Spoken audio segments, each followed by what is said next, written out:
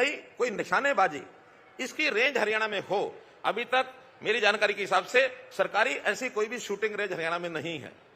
तो 2 स्थानों पर हमने तय किया है, एक विलेज निमाणा डिस्ट्रिक्ट झज्जर और दूसरा सेक्टर 32 पंचकुला। इन 2 स्थानों पर और निशानेबाजी के 2 प्रशिक्षण केंद्र ये हरियाणा की ओर से खोले जाएंगे। इसी प्रकार 2 तीरंदाजी आर्चरी रेंजेस ये भी यमुनानगर में तेजली स्टेडियम और फरीदाबाद में डिस्ट्रिक्ट स्पोर्ट्स कॉम्प्लेक्स, ये 2 जगह तीरंदाजी के और 2 सेंटर ये भी खोलने की आज मैं घोषणा करता हूं। आज का ये कार्यक्रम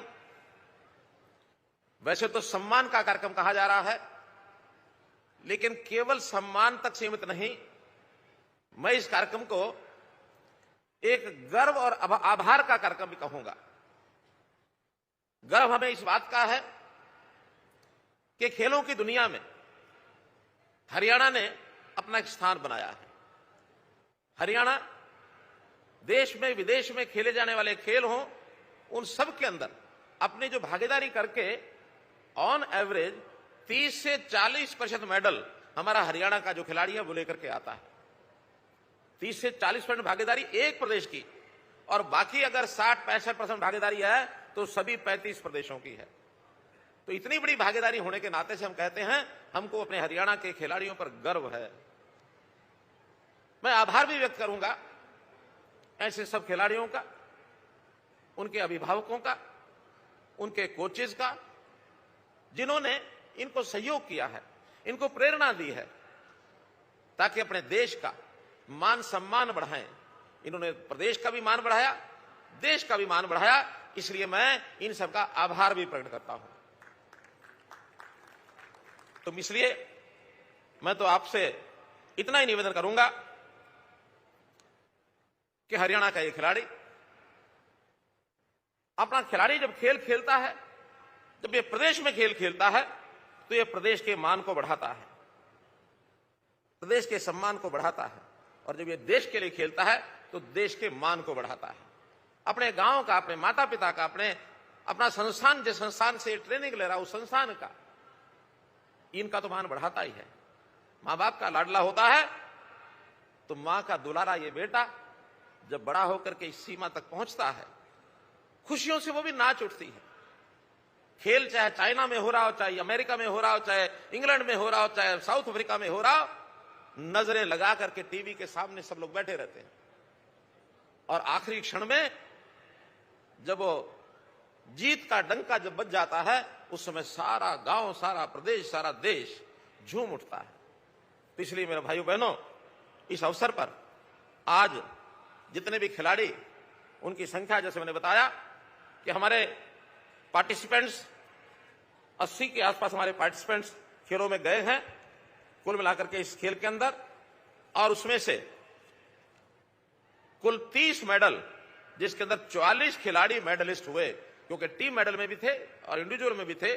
44 में से आज 22 यहां उपस्थित हैं, 22 के माता पिता यहां आए हैं। मैं सभी खिलाड़ियों को बहुत बहुत बधाई और बहुत बहुत शुभकामना देता हूं।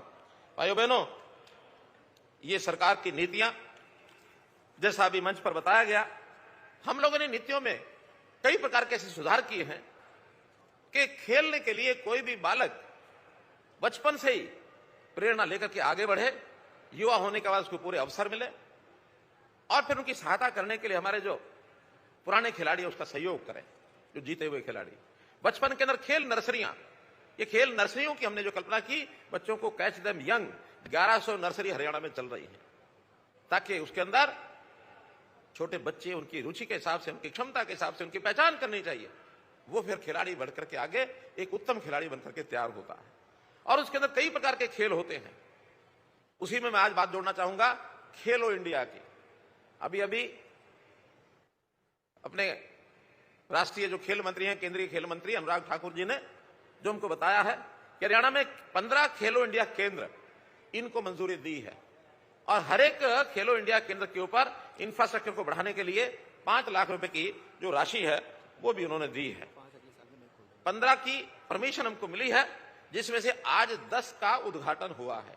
बाकी 5 इस आने वाले वर्ष के अंदर जो करेंगे, उन 5 के भी जो 10 खोले गए हैं उनके स्थान एक पंचकुला, कुरुक्षेत्र, यमुनानगर, कैथल, भिवानी चरखी दादरी, रोहतक, झज्जर, फरीदाबाद और पलवल, ये 10 स्थानों के ऊपर जो केंद्र हैं उनका आज उद्घाटन हुआ है।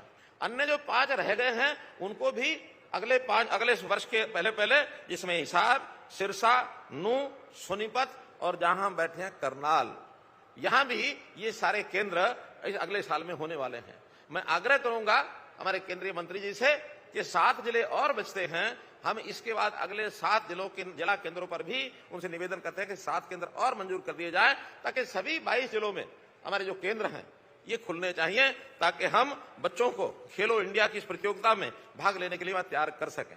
चाहे फिर वो नेशनल गेम्स हो, आगे एशियन गेम्स हो, ओलंपिक गेम्स हो, सबके अंदर आगे बढ़ने की प्रेरणा हम अपने खिलाड़ियों को बहुत सी योजनाएं बना करके देते हैं। अब इसमें से बहुत खिलाड़ी मेहनत करके अपना एक स्थान प्राप्त करते हैं। जैसे आज गोल्ड मेडलिस्ट प्रथम आए, सिल्वर मेडलिस्ट सेकंड आए, ब्रॉन्ज वाले थर्ड आए। कुछ केवल पार्टिसिपेंट्स हैं, हमने पार्टिसिपेंट्स के भी प्रोत्साहन के लिए उनको भी राशि देते हैं, ताकि उनका भी हौसला बढ़े और वो भी आगे बढ़े। जो लोग मेडल विनर्स हैं, मेरा इनसे एक आग्रह है कि इनको अपने स्थान को इंप्रूव करने के लिए आगे बढ़ना चाहिए। इसी स्तर का खेल है तो उसमें अपना स्थान ऊंचा कैसे करें, थर्ड से सेकंड कैसे आए, सेकंड से फर्स्ट कैसे आए, और फर्स्ट वाले को कहूंगा कि किसी और को फर्स्ट आने ना दे, अपने आप को फर्स्ट बनाए रखें। तो कंपटीशन में इस भावना को लेकर के आगे बढ़ेंगे तो नए नए खिलाड़ी और आगे उभरेंगे। और जो आज एशियन खेल रहे हैं तो आगे बढ़कर के ओलंपिक में इसके तैयारी के लिए अपनी जी जान लगा दें, ताकि ओलंपिक जो हाईएस्ट खेल होता है उस हाईएस्ट खेल के लिए हम लोग जो है आगे बढ़ सकें, ताकि दुनिया किसी तरीके से भारत को पहचाने और भारत में हरियाणा को भी पहचाने।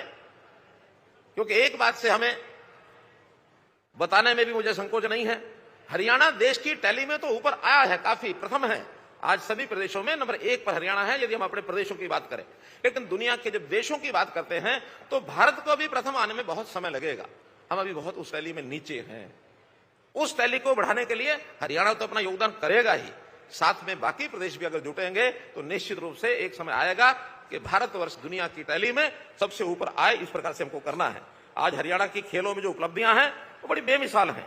2012 के अगर लंदन में जो ओलंपिक हुए थे उसमें 6 पदक जो मिले थे, 4 पदक उसमें हरियाणा के थे। ये आज का विषय नहीं है। उस समय से 2016 में रियो ओलंपिक में हमारी 2 बेटियां जिन्होंने मेडल लिए थे उसमें से एक बेटी हरियाणा की थी। 2021 के ओलंपिक में भी 7 में से 3 ओलंपिक ये हरियाणा से आए थे।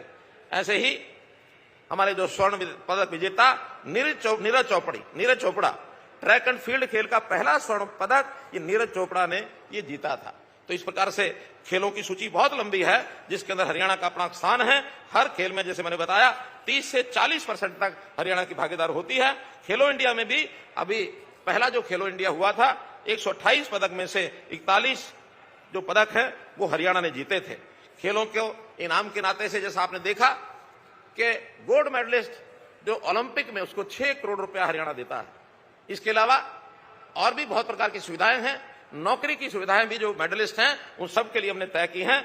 और इसी प्रकार से जो एशियन गेम्स हैं इसमें भी गोल्ड मेडलिस्ट को जैसे आज आपने देखा 3 करोड़ रुपए की राशि ये गोल्ड मेडलिस्ट को मिलती है।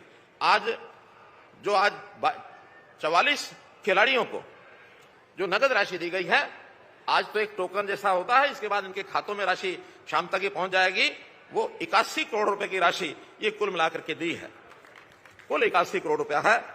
अब एक सुझाव मेरे मन में आया, किसी ने कहा कि अच्छी बात है खिलाड़ियों को सेहत बनाने के लिए कुछ ना कुछ और भी करना चाहिए। तो मैं एक छोटी सी चीज और जोड़ता हूं, बहुत बड़ी तो नहीं है, कि ऐसे इन सभी 44 खिलाड़ियों को एक वीटा घी का टीन, ये भी एक आज मैं अनाउंस करता हूं, इन सबको दिया जाएगा वीटा घी का एक टीन, ताकि खाओ पियो खेलो और अपनी सेहत बना करके आगे बढ़ो। इस नाते से भी इस काम को हम करेंगे। तो आज इस अवसर के ऊपर कुछ और चीजें, क्योंकि अपेक्षा रहती है कि इस अवसर पर कोई अनाउंसमेंट्स भी ऐसी करनी चाहिए, तो मेरे दिमाग जो मैं जब डिपार्टमेंट के साथ बैठ करके हम लोगों ने जो तय किया है उसके अंदर एक है कि छोटे छोटे स्थानों पर जो खेल होते हैं गांव में शहर में, तो वहां कुछ इक्विपमेंट्स की डिमांड आती है हमारे पास। चाहे वो वॉलीबॉल के नाते बॉल्स की बात है, या कोई नेट की बात है, फुटबॉल की बॉल और नेट की बात, बास्केटबॉल की बॉल की बात, handball, boxing, wrestling, judo, cricket, इनके लिए जो इक्विपमेंट्स हैं उसके प्रोविजन को हम 2023 के अंदर एक नई पॉलिसी बनाई है हमने, अभी 13 तारीख को उसको घोषणा कर दी है।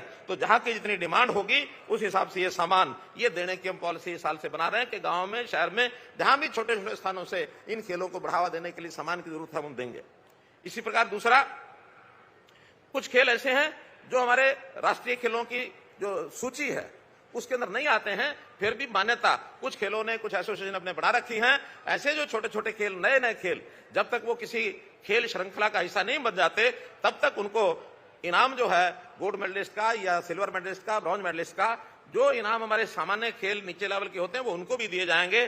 कहीं 25,000 है, कहीं 15,000 है, कहीं 10,000 है। तो ऐसे सामान्य खेलों को बढ़ावा देने के लिए भले एक ये छोटी योजना है तो भी हम इसमें जो एलिजिबल इस प्रकार के कैंडिडेट होंगे उनको ये पैसा देकर के उनको प्रोत्साहित करेंगे।